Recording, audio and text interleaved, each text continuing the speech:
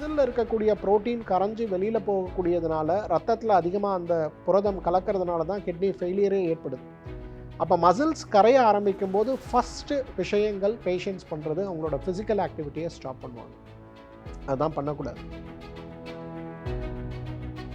விழிப்புணர்வு அற்ற ஒரு நிலையில் இருக்கிறதுனால இன்றைக்கு சிறுநீரக செயலிழப்புக்காக டயாலிசிஸ் முறை சிகிச்சையும் டயாலிசிஸ் செய்து கொள்ளும் போதே அதிலும் ஒரு விழிப்புணர்வு அற்று இருக்கிறதுனால இன்றைக்கு நேரடியாக சிறுநீரக மாற்று அறுவை சிகிச்சையும் சில நேரங்களில் இந்த சிகிச்சைகள் கூட பயனளிக்க முடியாமல் இளம் வயதினிலேயே வாழ்க்கை முடிந்து போகக்கூடிய ஒரு துர்பாக்கியம்.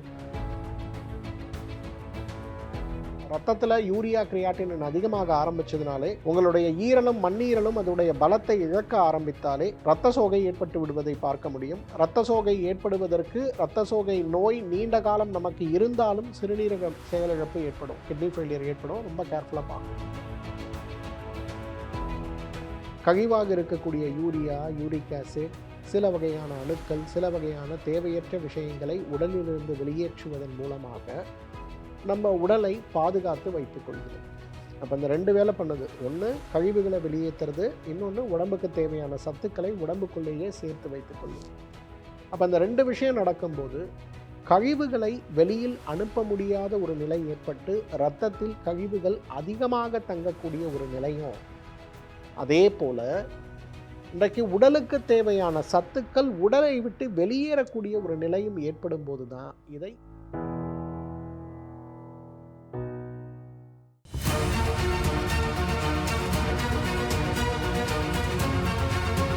டாக்டர் ஸ்ரீவர்மாஸ் ஆரோக்கியமும் ஆன்மீகமும். நண்பர்கள், தோழர்கள், நலம் விரும்பிகள் மற்றும் உலகெங்கும் உள்ள தமிழ் உள்ளங்களுக்கு உங்களுடைய வெல்னஸ் குருஜியுடைய அன்பான வணக்கங்கள். ஆயுள் முழுவதும் ஆரோக்கியமாக வாழ ஆயுர்வேதம் சொல்லிக் கொடுக்கக்கூடிய அழகான 7 தூண்கள்: உணவு, நீர், காற்று, உடல் சுத்தி, மனோசுத்தி, ஆத்ம சுத்தி மற்றும் அபியாசம். இந்த 7 தூண்களுடைய அடிப்படை சாராம்சத்தை உணர்ந்து இதை வாழ்க்கையுடைய ஒரு முறையாக கலாச்சாரமாக நாம் மாற்றும்போது நோயற்ற வாழ்க்கை, அதே போல் நீண்ட வாழ்க்கை, மகிழ்ச்சியான வாழ்க்கை சாத்தியம்தான். ஆனாலும் கூட இன்றைக்கு நம்முடைய பாரம்பரியம் சொல்லிக் கொடுக்கக்கூடிய வழிமுறைகளை முறையாக பின்பற்ற முடியாத ஒரு சூழலில் நாம் அனைவரும் இருக்கிறதுனால, இந்த வழிமுறைகளுடைய முக்கியத்துவத்தை உணர முடியாத ஒரு நபராக நாம் இருக்கிறதுனால நம்மில் நிறைய பேருக்கு ஏற்படக்கூடிய மாற்றம் இன்றைக்கு உறுப்புகளுடைய செயல்பாடு நோயாக, உறுப்புகள் செயல் இழந்து போகக்கூடிய நோயாக மாறிவிடுவதை பார்க்கிறோம். அதில் ரொம்ப முக்கியமானது சிறுநீரக செயலிழப்பு. இன்றைக்கி நிறைய பேர் சிறுநீரக செயலிழப்புடைய ஆரம்ப நிலையில் இருந்தாலும் கூட விழிப்புணர்வு அற்ற ஒரு நிலையில் இருக்கிறதுனால இன்றைக்கு சிறுநீரக செயலிழப்புக்காக டயாலிசிஸ் முறை சிகிச்சையும் டயாலிசிஸ் செய்து கொள்ளும் போதே அதிலும் ஒரு விழிப்புணர்வு அற்று இருக்கிறதுனால இன்றைக்கு நேரடியாக சிறுநீரக மாற்று அறுவை சிகிச்சையும் சில நேரங்களில் இந்த சிகிச்சைகள் கூட பயனளிக்க முடியாமல் இளம் வயதினிலேயே வாழ்க்கை முடிந்து போகக்கூடிய ஒரு துர்பாக்கியமும் இருக்கிறத நம்ம பார்க்குறோம். இன்றைக்கி நிறைய பேருக்கு இயற்கை முறை சிகிச்சைகள் மூலமாகவே சிறுநீரகத்தை காக்க முடியும், டயாலிசிஸை மாற்ற முடியும், டயாலிசிஸ் அற்ற ஒரு ஆரோக்கிய பெருவாழ்வை நாம் வாழ முடியும் அப்படிங்கிற ஒரு விழிப்புணர்வு இல்லாமல் இருக்கிறதுனால நம்மில் நிறைய பேர் டயாலிசிஸ் சிகிச்சைக்கு செல்லக்கூடிய ஒரு சூழல் இருக்கிறத பார்க்குறோம். இந்த டயாலிசிஸ் செய்து கொள்ளும்போது நம்மில் நிறைய பேருக்கு என்னதான் உடல் அளவில் ஒரு ஆரோக்கியம் ஏற்பட்டாலும் கூட டயாலிசிஸ் வந்தாலே என்னுடைய வாழ்க்கை முடிந்து விட்டது அப்படிங்கிற ஒரு சிரமத்தோடு இருக்கிறதையும் பார்க்குறோம். டயாலிசிஸ் மட்டுமல்ல, இன்றைக்கு வாழ்க்கையில் நாம் செய்யக்கூடிய 10 வகையான மாற்றங்கள், இன்றைக்கு சிறுநீரகத்தை காப்பாற்றக்கூடிய, டயாலிசிஸ் செய்து கொண்டே இருக்கக்கூடிய நிலையை மாற்றக்கூடிய, ஏன் உடல் ஆரோக்கியத்தோடு மருத்துவ ஆலோசனையோடு இந்த இரத்த சுத்திகரிப்பு சிகிச்சைன்னு சொல்லக்கூடிய டயாலிசிஸ் சிகிச்சையுடைய தேவையை குறைக்கக்கூடிய வகையில் எவ்வாறு உதவுகிறது அப்படிங்கிறத பற்றி தான் இன்றைக்கு உங்களோடு நான் பகிர்ந்து கொள்ளப் போகிறேன். அந்த வகையில் இன்றைக்கு டயாலிசிஸ் செய்து கொண்டிருந்தாலும் கூட அல்லது டயாலிசிஸ் செய்யக்கூடிய அளவுக்கு உடலில் நோய்த்தன்மை அதிகரித்திருந்தாலும் கூட சில வாழ்வியல் முறை மாற்றங்கள் எவ்வாறு நம்ம ஆரோக்கியத்தை மேம்படுத்தும் அப்படிங்கிற ஒரு விழிப்புணர்வுக்காகத்தான் இந்த வீடியோவை இன்றைக்கு உங்களோடு நான் பகிர்ந்து கொள்கிறேன். முதலாவது, நம்ம நோயை பற்றி நம்ம புரிஞ்சுக்கணும். நம்மில் நிறைய பேர் சிறுநீரகம் செயலிழந்து போவது என்ன அப்படிங்கிறத புரிந்து கொள்ளாத ஒரு நிலையில் இருக்கும். கிட்னி ஃபெயிலியர் அப்படின்னா என்ன? கிட்னி ஃபெயிலியர்னா கிட்னி 2 வேலையை பார்க்கும். ஒன்று, உடலுக்கு தேவையற்ற கழிவுகளை வெளியே அனுப்புவது. உடலுக்கு தேவையாக இரத்தத்தில் இருக்கக்கூடிய அணுக்களையும் சத்துக்களையும் உடலுக்குள்ளேயே தேக்கி வைப்பது. அப்போ புரதம் சார்ந்த, கால்சியம் சார்ந்த, சத்துக்கள் சார்ந்த, இரும்பு சார்ந்த, நிறைய கனிமங்கள் சார்ந்த ஒரு பொக்கிஷமாகத்தான் நம்ம ரத்தம் இருக்கிறத நம்ம பார்க்கணும். அப்போ ரத்தத்தை ஃபில்டர் பண்ணக்கூடிய சிறுநீரகம் கழிவாக இருக்கக்கூடிய யூரியா, யூரிக் ஆசிட், சில வகையான அணுக்கள், சில வகையான தேவையற்ற விஷயங்களை உடலிலிருந்து வெளியேற்றுவதன் மூலமாக நம்ம உடலை பாதுகாத்து வைத்துக்கொள்கிறது. அப்போ இந்த 2 வேலை பண்ணுது. ஒன்று கழிவுகளை வெளியேற்றுறது, இன்னொன்று உடம்புக்கு தேவையான சத்துக்களை உடம்புக்குள்ளேயே சேர்த்து வைத்துக்கொள்வது.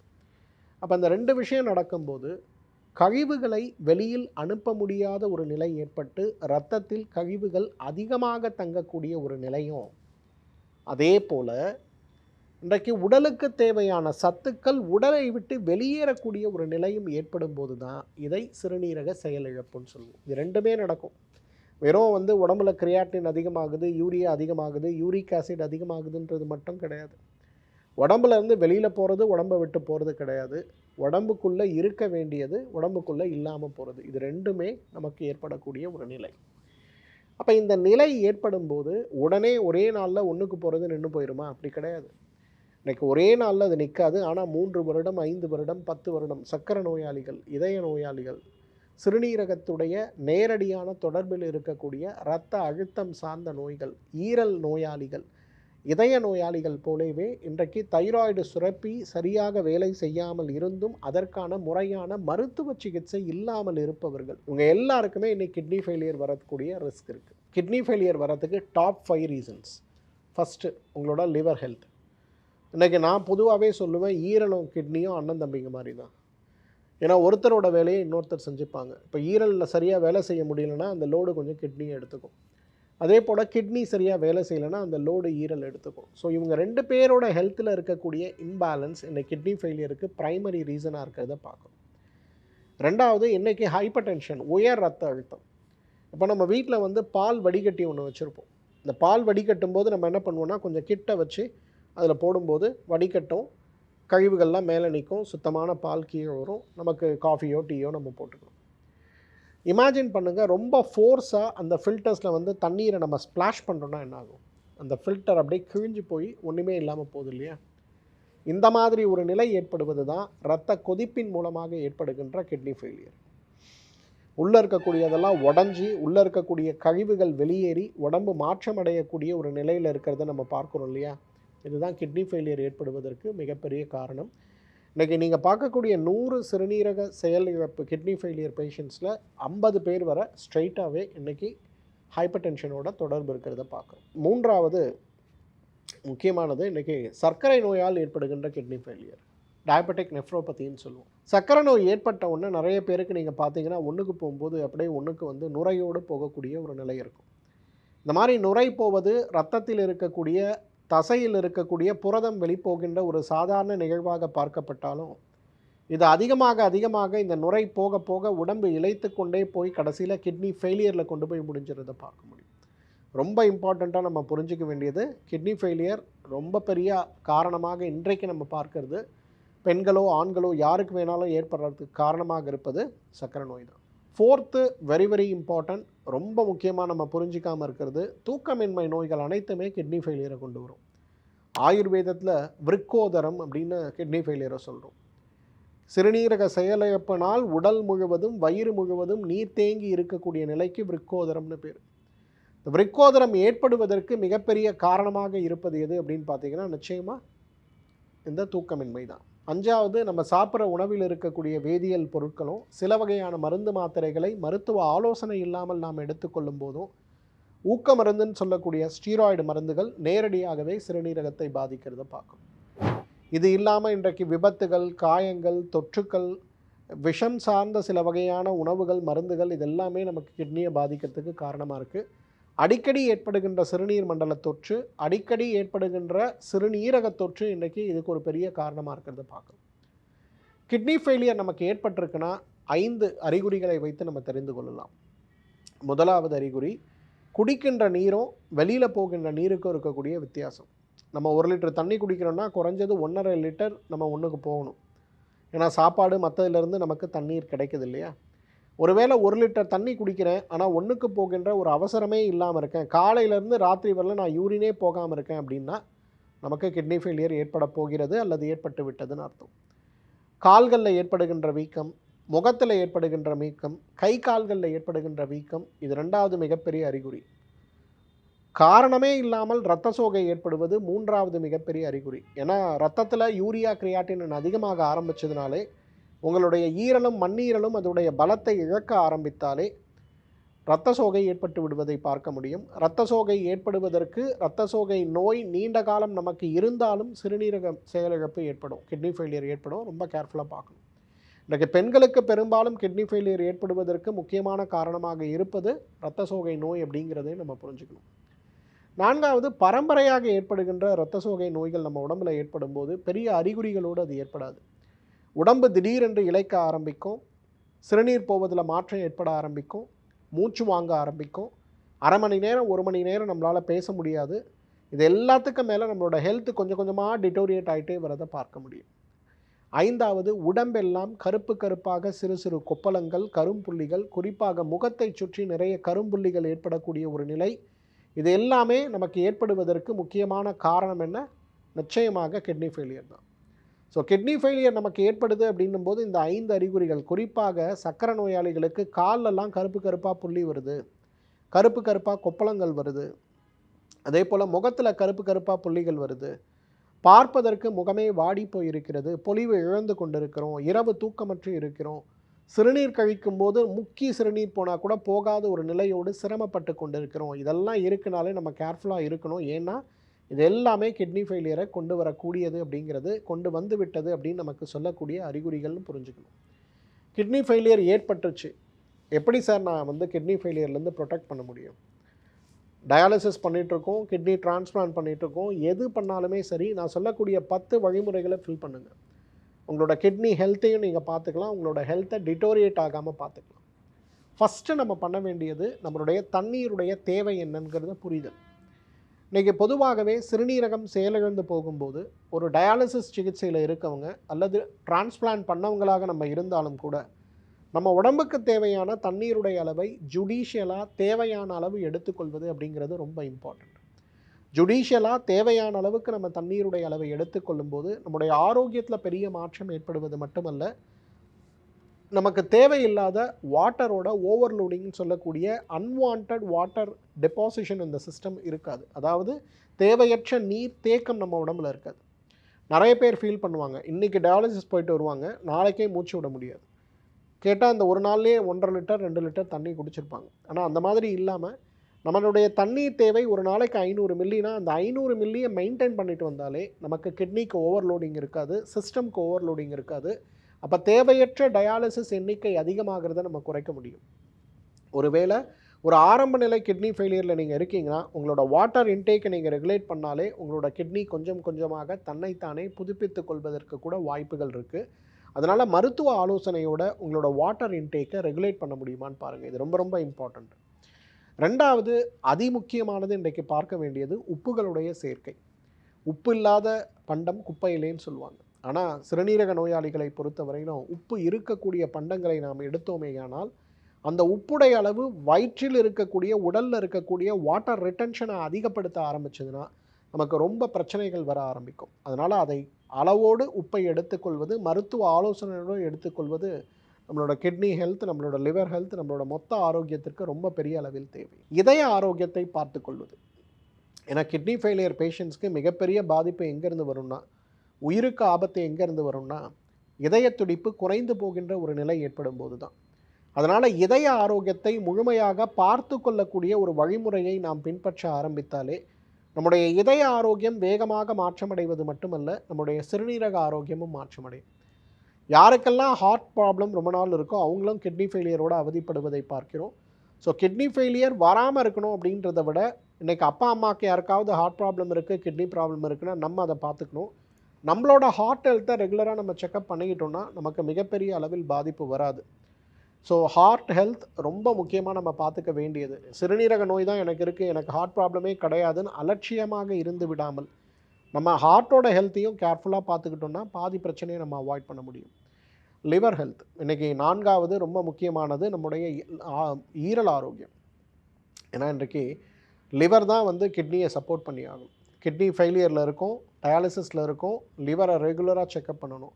லிவரை பாதுகாக்கின்ற வகையில் உணவு முறைகளும் லிவரை டீடாக்ஸ் பண்ணுற வகையில் நம்முடைய வாழ்வியல் முறையும் வச்சுக்கிட்டோம்னா மிகப்பெரிய அளவில் கிட்னி ஹெல்த்தை நம்ம ரீஸ்டோர் பண்ணுறதுக்கு வாய்ப்பு இருக்குது.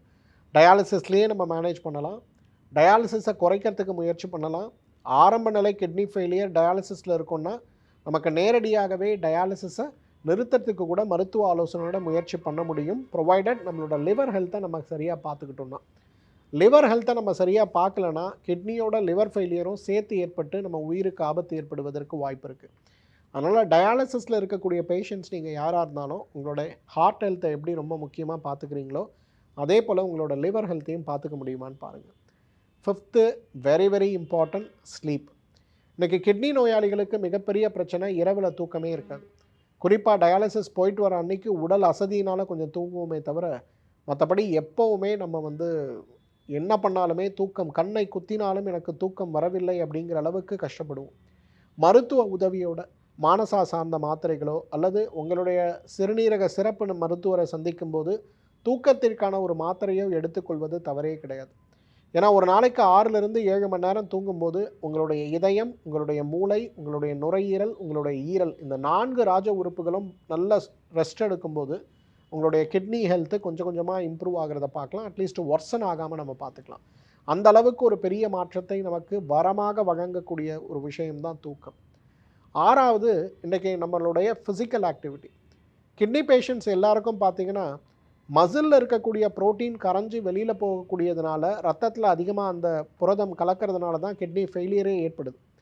அப்போ மசில்ஸ் கரைய ஆரம்பிக்கும் போது ஃபஸ்ட்டு விஷயங்கள் பேஷண்ட்ஸ் பண்ணுறது அவங்களோட ஃபிசிக்கல் ஆக்டிவிட்டியை ஸ்டாப் பண்ணுவாங்க. அதுதான் பண்ணக்கூடாது. ஒரு நாளைக்கு குறைஞ்சது 1000லேருந்து 2000 ஸ்டெப்பு நீங்கள் நடக்க ஆரம்பிச்சிங்கன்னா அதுவே உங்களுக்கு மிகப்பெரிய அளவு நல்ல மாற்றத்தை கொண்டு வந்து விடுவதை பார்க்க முடியும். ஸோ ஒரு 1000 to 2000 ஸ்டெப்பு நீங்கள் நடக்க ஆரம்பிச்சிங்கன்னா அதுவே உங்களோட கிட்னி ஹெல்த்துக்கு பெரிய ஹெல்ப்ஃபுல்லாக இருக்கிறத நம்ம பார்க்க முடியும். யார் நம்ம வீட்டில் கிட்னி நோயாளி இருக்காங்க அவங்களால நடக்க முடியலனா கூட நம்ம யாராவது ஒருத்தர் கூட நின்று சப்போர்ட் பண்ணி அட்லீஸ்ட் நம்ம வீட்டை சுற்றி மாடியில் ஏதாவது ஒரு இடத்துல ஒரு 1 மணி நேரம் 2 மணி நேரம் நடக்க வச்சோன்னா அவங்களோட ஆரோக்கியம் பெருசாக இம்ப்ரூவ் ஆகிறத நம்ம பார்க்க முடியும். 7வது இன்றைக்கி நம்ம சாப்பிடக்கூடிய உணவில் இருக்கக்கூடிய பாஸ்பரஸ் சத்துக்கள் எப்படி இருக்குன்னு பார்க்கணும். இப்போ நிறைய கிட்னி நோயாளிகளை நம்ம பார்க்குறோம், டாக்டர்கிட்ட போகிறோம் பார்க்குறோம். அவங்க என்ன சொல்லுவாங்க, சைவம் சாப்பிட்லாமா அசைவம் சாப்பிட்லாமா, அளவாக சாப்பிடுங்க, உப்பு குறைவாக போட்டு சாப்பிடுங்கன்னு சொல்லுவாங்க. நவீன மருத்துவத்தை பொறுத்தவரையிலும் டயாலிசிஸை நம்ம நிறுத்தவோ குறைக்கவோ முடியாது. ஆனால் இயற்கை மருத்துவத்தை பொறுத்தவரையிலும் இன்றைக்கு இதை குறைக்க நிறுத்த நிறைய வாய்ப்புகள் இருக்கக்கூடிய சிறப்பு சிகிச்சைகள் நிறைய இருக்குது. அந்த வகையில் பாஸ்பரஸ் சார்ந்த உணவுகளை அதிகமாக சாப்பிடும்போது இரத்த உறைதலும் இரத்தத்தில் இருக்கக்கூடிய திக்னஸும் அதிகமாகும்போது அதுவே நமக்கு சிறுநீரக செயலிழப்பை ஆதரிக்கும். அதனால் மருத்துவ ஆலோசனையோடு அளவான அளவு பாஸ்பரஸ் சார்ந்த உணவுகள் குறிப்பாக நான் வெஜிடேரியன் உணவுகளை எடுத்துக்கலாம் அல்லது தவிர்த்து ஆரோக்கியமான வாழ்க்கையை வாழலாம். 8வது இன்றைக்கு சிறுநீரக நோய்கள் ஏற்படும் போது நம்ம சாப்பிட்ற உணவே நமக்கு மருந்தாக மாறும். பொதுவாக சாப்பாடை வடித்து சாப்பிடுவது, காய்கறிகளை தண்ணீரில் இட்டு நன்றாக கொதிக்க வைத்து அந்த தண்ணீரை விடுத்து சாப்பிடுவது அப்படிங்கிறது மிகப்பெரிய அளவில் சிறுநீரக நோய்களை குறைக்கக்கூடிய அருமருந்துன்னு சொல்லலாம். ஸோ அந்த வகையில் உங்களுடைய சிறுநீரகத்தை காப்பாற்ற நீங்கள் எடுக்க வேண்டிய முயற்சி இன்றைக்கி இந்த காய்கறிகளை வேக வைத்து, பழங்களை தண்ணீரில் இட்டு வேக வைத்து, அரிசி உணவை தண்ணீரில் இட்டு வேக வைத்து எடுக்கக்கூடிய அந்த உணவுகள் உங்களுக்கு பெருசாக உதவி செய்யும். இட்லி தோசையை விட இன்றைக்கு இடியாப்பம் சார்ந்த உணவுகளை விட இன்றைக்கு நேரடியாக தண்ணீரில் அரிசியை போட்டு கொதிக்க வச்சு வடித்து எடுத்து சாப்பிட்ற உணவு உங்களுக்கு பெருசாக உதவி செய்யும். இதை கான்ஷியஸாக பின்பற்ற முடியுமான்னு பாருங்கள். நிறைய வீடுகளில் எங்கே சார் 2 சமையல் செய்ய முடியுதுங்கிறாங்க. ஆனால் சிறுநீரக நோயாளிகள் இருக்கக்கூடிய வீடுகளில் 2 சமையல் நிச்சயமாக அவசியம் அப்படிங்கிறத நம்ம புரிஞ்சுக்கணும். 9வது இன்றைக்கு இஞ்சி ஒத்தரம்னு சொல்லுவோம், வசம்பு பத்துன்னு சொல்லுவோம். ட்ரெடிஷ்னல் மெடிசனில் வெளிப்புற சிகிச்சையாகவே உட்புறமாக இல்லாமல் வெளிப்புறமாகவே நம்ம இந்த பத்து போடுறது, அதே போல் இஞ்சி ஒத்தரம் கொடுக்கறதெல்லாம் கிட்னி ஃபங்க்ஷன்ஸை ரொம்ப இம்ப்ரூவ் பண்ணுறதை பார்க்க முடியும். அப்போ இன்றைக்கி எனக்கு ஒரு அவசரம், நான் டாக்டர்கிட்ட போனேன், டயாலிசிஸ் பண்ண சொல்லிட்டாங்க, பண்ணிட்டேன். பட் டயாலிசிஸ்லேருந்து நான் எப்படி வெளியில் வருது? இந்த இஞ்சி ஒத்தரம் வசம்பு பத்தெல்லாம் நம்ம போட ஆரம்பித்தோன்னா பெருசாக நம்மளோட ஹெல்த் இம்ப்ரூவ் ஆகிறத பார்க்கலாம். 10வது நீங்கள் சொன்ன 9 விஷயமும் எனக்கு பண்ண முடியாது சார், நான் டயாலிசிஸ் மட்டும்தான் பண்ணிக்கிறேன், போகிறேன் டயாலிசிஸ் பண்ணுறேன் வரேன், இப்படியே என்னோடய லைஃப் போயிடுமோன்னு பயமாக இருக்குது. ஆனால் இன்றைக்கி நான் ஓடணும், வெளியில் தங்கணும், குடும்பத்துக்காக உழைக்கணும், உணவுகளில் ஓரளவுக்கு தான் கட்டுப்பாடுகள் கொண்டு வர முடியும். நான் என்ன பண்ண முடியும்? விருக்க டேப்லெட். இன்றைக்கி விருக்க மாத்திரைகள் அப்படிங்கிறது காலை 2 மாத்திரை, மாலை 2 மாத்திரை, உணவுக்கு முன்பு நம்ம தொடர்ந்து சாப்பிடும்போது இதுவே ஒரு நேச்சுரல் டயாலிசிஸாக செயல்பட்டு நம்ம ரத்தத்தில் இருக்கக்கூடிய உப்புகளையும் உடலில் தேங்கி கிடக்கக்கூடிய தேவையற்ற நீரையும் வெளியில் ஏற்றுறதை நம்ம பார்க்க முடியும். என்னுடைய அனுபவத்தில் நம்முடைய மருத்துவமனையில் ஆயிரக்கணக்கானோர் வெறும் இந்த விருக்க மாத்திரைகளை மட்டுமே சாப்பிட்டு இந்த டயாலிசிஸிலிருந்து வெளிவருவது மட்டுமல்ல, இன்றைக்கு டயாலிசிஸ் அற்ற ஒரு வாழ்க்கையில் ஆரோக்கியமாக இருக்கிறதையும் நம்ம பார்க்குறோம். இந்த விருக்க மாத்திரைகள் காலை 2 இரவு 2 உணவுக்கு முன்பு எடுக்கும்போது டயாலிசிஸ் செய்து கொண்டிருக்கக்கூடிய நோயாளிகள் கூட இதை எடுத்துக்கொள்ளும்போது அவங்களோட ஜென்ரல் ஹெல்த்தும் கிட்னி ஹெல்த்தும் குறிப்பாக வாட்டர் ரிட்டன்ஷன் உடம்புல இல்லாமல் இருக்கிறதையும் நம்ம பார்க்க முடியும். நான் சொன்ன 10 விஷயத்தை உங்களால் பண்ண முடியுமான்னு பாருங்கள். இன்னொரு விஷயம் முக்கியமாக இதில் நான் சொல்லணும்னு நினச்சது, இன்றைக்கி நான் 2 வகையான மனிதர்களை பார்க்குறேன். ஒன்று கிட்னி ஃபெயிலியரோடு அவதிப்பட்டு கொண்டிருப்பவர்கள், மற்றவர்கள் கிட்னி ஃபெயிலியரை நோக்கி சென்று கொண்டிருப்பவர்கள். அப்போ இந்த 2 வகையான பீப்புளுக்கும் பெரிய வித்தியாசம் கிடையாது. ஒருத்தருக்கு ஆல்ரெடி கிட்னி ஃபெயிலியர் ஆகிடுச்சு, இன்னும் நிறைய பேர் சரியான வாழ்க்கை முறையில் இல்லாததுனால கிட்னி ஃபெயிலியரை நோக்கி ட்ராவல் பண்ணிகிட்ருக்காங்க. இப்போ இல்லைனாலும் 10 வருஷத்தில் கிட்னி ஃபெயிலியர் வரலாம். அப்போ இதை எப்படி மாற்ற முடியும்? டீடாக்ஸ் செய்யுங்க. வருஷத்துக்கு ஒரு முறை ஒரு 7 நாட்கள் ஒரு மருத்துவரை, ஒரு ஆயுர்வேத மருத்துவரை, சித்த மருத்துவரை சந்தித்து நாடி பார்த்து உடல் வாத பித்த கபத்தில் எவ்வாறு இருக்கிறது அப்படிங்கிறத புரிந்து அதற்கு ஏற்றாற்போல இன்றைக்கு வாழ்வியல் முறைகளோடு கூடி என்ன மாற்றங்களை கொண்டு வர வேண்டும், வருடத்திற்கு ஒரு முறை 6 நாட்கள் நெய் மருந்து எடுத்து 7ஆவது நாள் பேதிக்கு மருந்து எடுத்து எவ்வாறு உடலை சுத்தப்படுத்தி கொள்ள முடியும் அப்படிங்கிற ஒரு வழிமுறையை பின்பற்ற முடியுமான்னு பாருங்கள். இந்த வழிமுறைகளுடைய அடிப்படையில் நம்முடைய வாழ்வியல் முறைகளை நம்ம வச்சுக்கிட்டோம்னா இந்த கிட்னி ஃபெயிலியர் ஜெனட்டிக்காக நமக்கு வரக்கூடிய வாய்ப்பு இருந்தாலும் கூட அந்த வாய்ப்புகளை தவிர்த்து ஒரு ஆரோக்கிய பெருவாழ்வை நம்மால் வாழ முடியும். இந்த நிகழ்ச்சி உங்கள் எல்லாருக்கும் பயனுள்ளதாக இருக்கும்னு நினைக்கிறேன். இந்த வீடியோவை உங்களோட ஃப்ரெண்ட்ஸ், உங்களோட கம்யூனிட்டிஸ், உங்களோட சோஷியல் சர்க்கிளில், குறிப்பாக உங்களோட வாட்ஸ்அப் குரூப், உங்களோட இன்ஸ்டாகிராம் பேஜஸ்லாம் ஷேர் பண்ண முடியுமா, ஸ்டோரியில் வைக்க முடியுமான்னு பாருங்கள். இன்றைக்கி கிட்னி நோயோடு போராடி கொண்டிருப்பவர்கள் இந்த சமூகத்தில் அதிகரிச்சுட்டே இருக்காங்க. மருந்தாக இல்லை என்றாலும் கூட வாழ்வியல் மாற்றங்கள் ஏன் அவசியங்கிற ஒரு புரிதலோடு அவங்க வாழ்க்கையை நகர்த்தினாங்கன்னா வாழ்க்கை மகிழ்ச்சியாக பயனுள்ளதாக இருக்கும். அப்படிங்கிறதுக்கு இந்த வீடியோவை ஷேர் பண்ண முடியுமான்னு பாருங்கள். இந்த வீடியோவோட கமெண்ட் செக்ஷனில் உங்களுக்கு இந்த வீடியோ சார்ந்த கேள்விகள் ஏதாவது இருக்குன்னா அந்த கேள்விகளை கேளுங்க. எனக்கு நேரம் இருக்கும்போது நான் பதில் சொல்ல முயற்சி செய்கிறேன். மீண்டும் மற்றொரு நிகழ்ச்சியில் உங்களை சந்திக்கிறேன். அதுவரை உங்களிடமிருந்து விடைபெறுவது உங்களுடைய வெல்னஸ் குருஜி. நன்றி, வணக்கம். ஆயுர்வேதம் ஒரு பொக்கிஷம், நம் ஆயுள் நீட்டக்கும் அற்புதம். டாக்டர் ஸ்ரீவர்மாஸ் அறுவை சிகிச்சையில்லா குணம், இது ஆயுட்கால நிவாரணம். டாக்டர் ஸ்ரீவர்மாஸ் அனைத்து நோய்களுக்குமான குணம், அழகு தரும் மூலிகைகள், ஆரோக்கியம் தரும் மருத்துவர்கள். டாக்டர் ஸ்ரீவர்மாஸ், ஆரோக்கியமும் ஆன்மீகமும். ஸ்ரீ வர்மா ஆயுர்வேதா மருத்துவமனையின் வெல்னஸ் குருஜி அவர்களை டிசம்பர் மாதம் 5ஆம் வாரம் 29ஆம் தேதி திங்கட்கிழமை மதியம் 12 மணி முதல் இரவு 9 மணி வரை கோடம்பாக்கத்திலும், 31ஆம் தேதி புதன்கிழமை மதியம் 12 மணி முதல் இரவு 9 மணி வரை கோடம்பாக்கத்திலும் சந்தித்து மருத்துவ ஆலோசனை மற்றும் ஆசி பெற தொடர்பு கொள்ள வேண்டிய தொலைபேசி எண்கள் 9994244111, 9500946634, 9500946635. ஆச்சார்யா டாக்டர் ஸ்ரீ வர்மா அவர்களிடமும் வெல்னஸ் குருஜி அவர்களிடமும் நேரடியாக பயிற்சியும் ஆசியும் பெற்ற doctor Hemala Thiruvallur, doctor Aneesh Fathima Ambattur, doctor Surya Kodambakkam, doctor Jayarupa Manapakkam, doctor Megala Velachery, doctor Jayakanthan Pondicherry, doctor Rizwana Tiruvannamalai, doctor Saraswathi Salem, doctor Mary Kalsa Trichy, doctor Abinasha Thanjavur, doctor Abina Mubisha Madurai, doctor Jebashin Nagercoil, doctor Malathi, Coimbatore. Doctor Kiruthika, Hosur. Doctor Guna Apsara, Bangalore. Doctor Navaneeth, Hyderabad. Doctor Siddhanath, Mumbai. பட்டப்படிப்பு மற்றும் பட்ட மேற்படிப்பு முடித்த மருத்துவர்களை சந்தித்து சிகிச்சை பெறலாம். டாக்டர் ஸ்ரீவர்மாஸ் வெல்னஸ் அனைத்து நோய்களுக்குமான ஆயுர்வேத மருத்துவம் தமிழகம் எங்கும். முதுகுவலியா, மூட்டு வலியா, கை கால் நீட்ட மடக்க இயலாமையா, அறுவை சிகிச்சை இல்லா குணம், ஆயுட்கால நிவாரணம். டாக்டர் ஸ்ரீவர்மாஸ் PCR, மகாராஜா தைலம் அனைத்து மருந்து கடைகளிலும் கிடைக்கும். அனைத்து நோய்களுக்குமான குணம், ஆரோக்கியம் தரும் மருத்துவர்கள். டாக்டர் ஸ்ரீவர்மாஸ்.